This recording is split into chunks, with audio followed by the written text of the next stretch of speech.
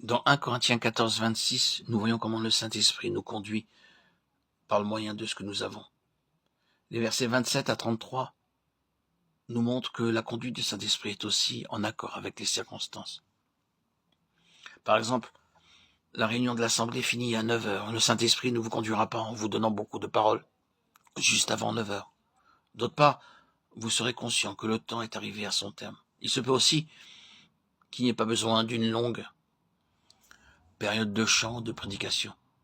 Tandis que vous apportez à l'Église ce que vous avez, vous apprenez aussi la leçon que les esprits des prophètes sont soumis aux prophètes.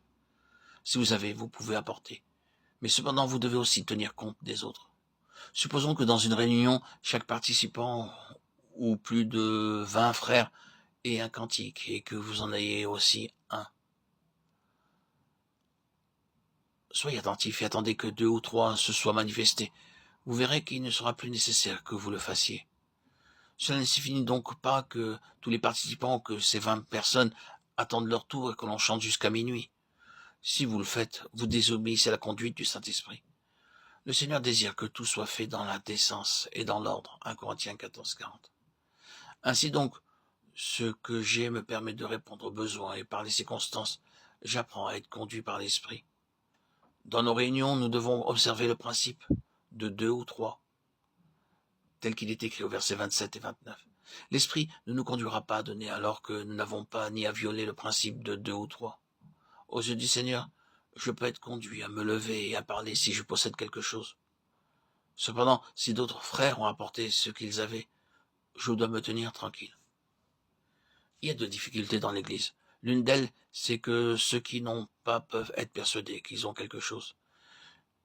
Quelquefois, un enfant de Dieu ne remplit pas les bonnes conditions, mais il insiste pour parler.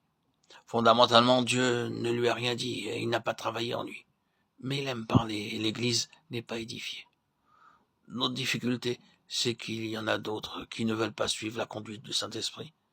Le Seigneur a pu parler à beaucoup de frères et de sœurs, mais ceux-ci ont attendu, se sont abstenus de parler, et l'Église a été privée de l'édification qu'elle aurait dû recevoir. En un mot, si vous sentez que vous êtes intérieurement vide, vous devez garder le silence. Si vous avez, vous devez fournir à l'Église ce qui est utile pour l'édification, à travers ce que vous avez. Le Saint-Esprit insufflera la vie pendant la réunion, donnant la possibilité aux enfants de Dieu d'être en contact avec la vie. Quand Dieu met ses paroles en vous, que vous soyez au travail ou marchant dans la rue, vous réalisez que Dieu vous a parlé. Vous devez savoir que ces paroles ne sont pas uniquement pour vous, mais qu'elles sont aussi pour l'Église. Quand vous avez, vous devez alors apporter à l'Église ce que vous avez.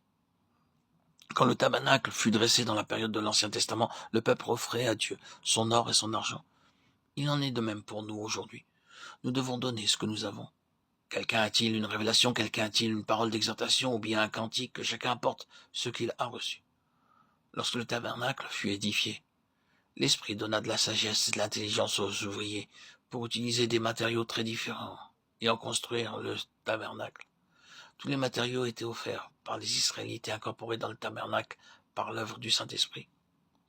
Aujourd'hui, si nous apportons tout ce que nous avons, l'Église pourra s'édifier sous la conduite du Saint-Esprit.